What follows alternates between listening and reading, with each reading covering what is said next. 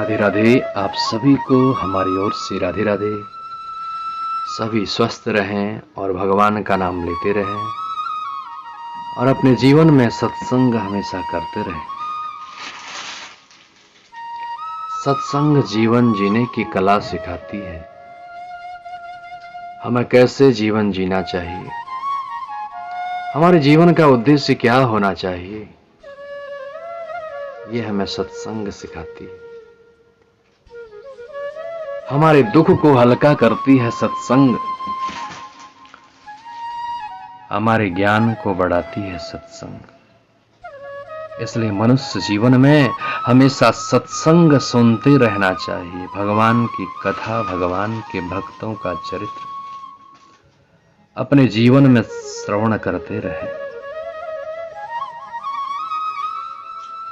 मनुष्यों के लिए सर्वश्रेष्ठ धर्म वही है जिसमें भगवान श्री कृष्ण की भक्ति हो, भगवान की भक्ति हो, जिसमें किसी प्रकार की कामना न हो और जो नित्य निरंतर बनी रहे। ऐसी भगवान की भक्ति करनी चाहिए। अनन्य चित्त हो के भगवान का भजन करें।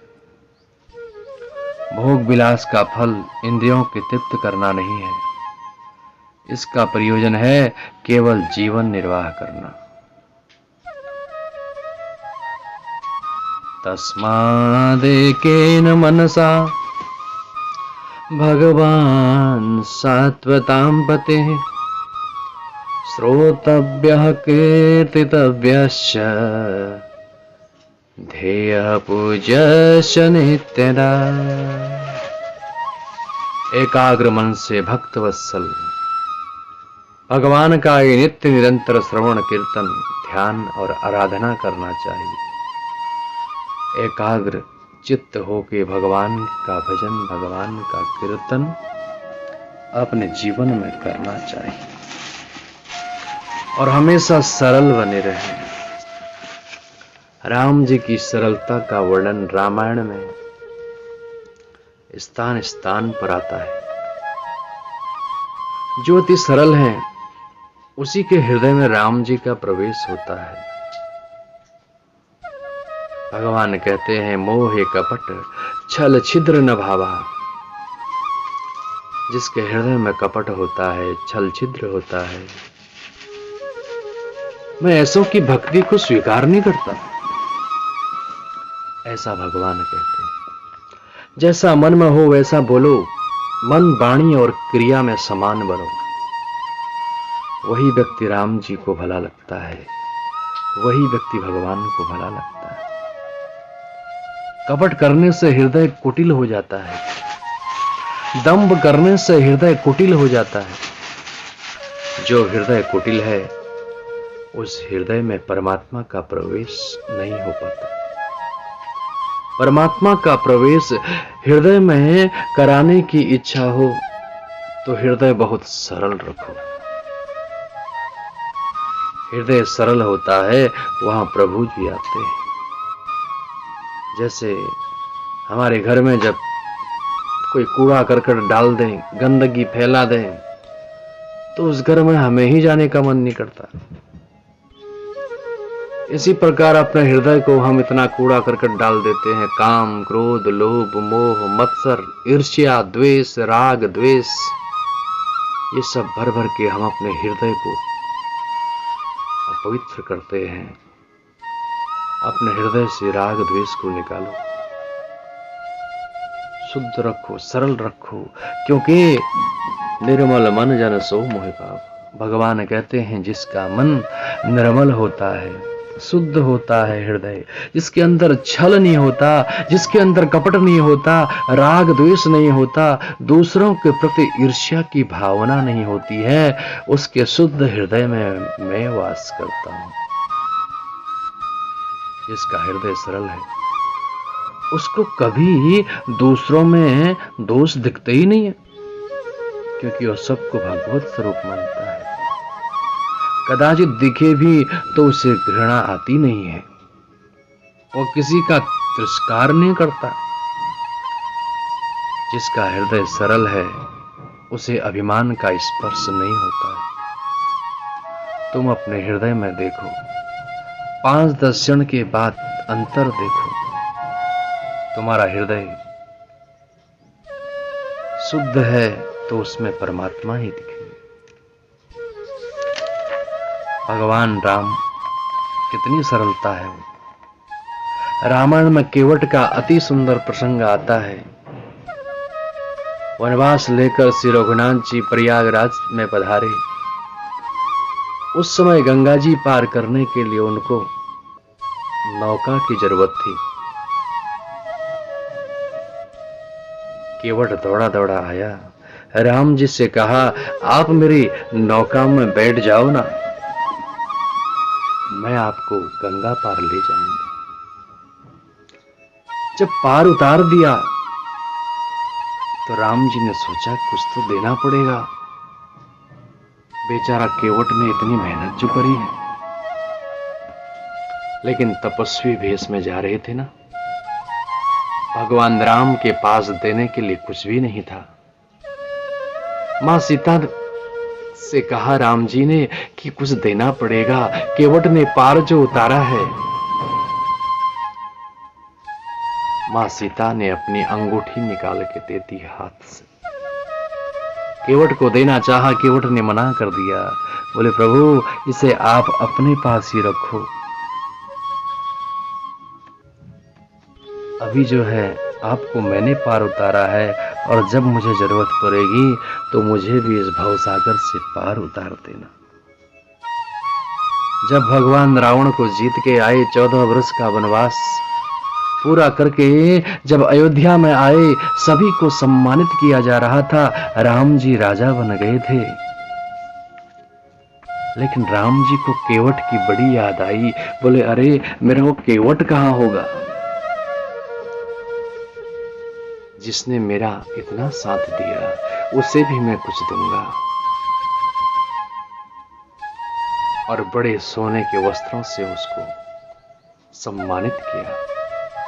हम भगवान के लिए कुछ करते हैं तो भगवान बोलते नहीं है। हम भगवान की कथा सुनते हैं, भगवान के मंदिर में बैठते हैं, भगवान का ध्यान करते हैं, भगवान का भजन करते हैं, तो भगवान को भी याद रहता है, इसने मेरी कथा सुनी है, इसने मेरा ध्यान किया है, इसने मेरा भजन किया है, और वो बदले में लौटाते जरूर हैं। निष्काम भाव से भगवान का भजन, भगवान का ध्यान किया करें। श्री सीता जी ने जगत को स्त्री धर्म समझाया। श्री सीता जी में सब ही सद्गुण एकत्र हुए हैं। रामायण में लिखा है, राम जी को कभी कभी क्रोध आ जाता है।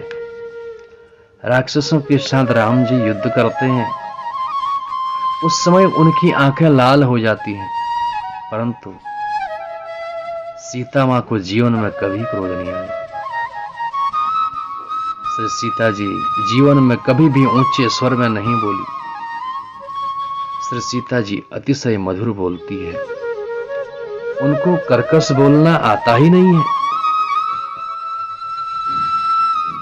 हमारे घर में कलह न हो, अगर ऐसी इच्छा रखते हैं तो कभी भी कुछ भी हो जाए ऊंचे स्वर में नहीं बोलना चाहिए। कर्कश वाणी से कलह उत्पन्न हो जाता है, और क्रोध की बुरी उक्ति यही जो है कर्कश वाणी है। क्रोध जब आता है ना, तो ही कर्कश वाणी निकलती है।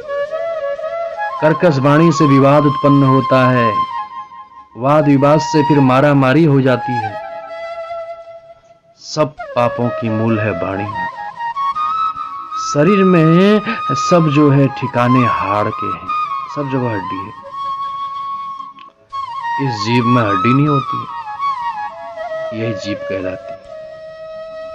ये लूली है, परंतु लूली अर्थात यह लंगड़ी तूफान बहुत करती है, आड़ी तिरछी बोल देती है।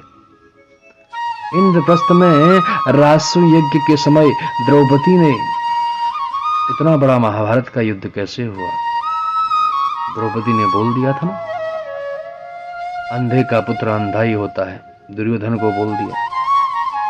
यहीं से महाभारत हो गया। वाणी को संयम में रखें। हमारे मुंह से क्या निकलने वाला है जरा सोच समझ के बोले हैं। दुर्योधन का अपमान किया, उससे महाभारत का युद्ध जन्म लिया। सीता जी जीवन में एक ही समय कर्कश वाणी बोली थी और उसी से रामायण के अनेक करुण प्रसंग निकले। जब माया में मारीच जो है माया रूपी हिरण बन के आया था, राम जी ने उसे जब मारा तो उसने हा लक्ष्मण ऐसी छल भरी आवाज से सीता जी को भ्रमित कर दिया। राम जी संकट में हैं, इससे वे बहुत व्याकुल हो गई। अति व्याकुलता में उन्होंने लक्ष्मण जी से बहुत कर्कश वचन बोले। उसमें से ही करुण प्रसंगों की परंपरा उड़ गई। कर्कश वाणी तो विष है। शिव जी ने विष गले में रखा है, जहर गले में ही रख लेना उचित है। उसको न बाहर आने दिया जाए और न पेट में उतरने दिया जाए। कोई कड़वा शब्द मुख से बाहर निकले तो उसी से कलह उत्पन्न हो जाता है, बाहर न निकलने दें। कोई निंदा करे, द्वेष करे, प्रतिकार करे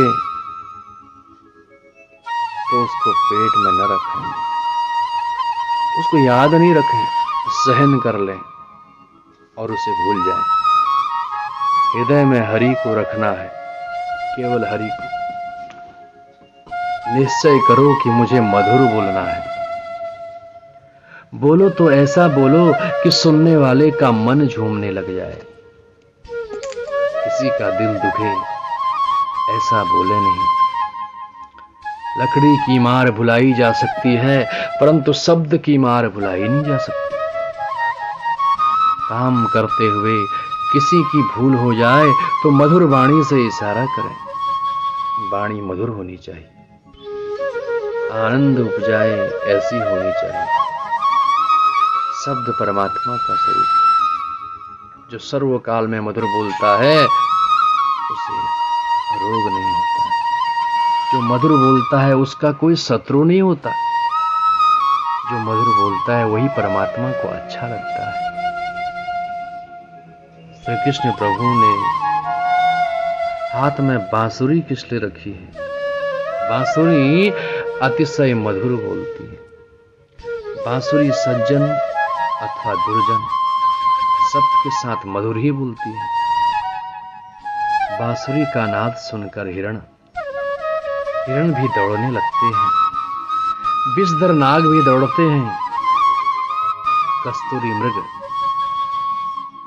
सज्जन का स्वरूप है और विषधर नाग दुर्जन का स्वरूप है।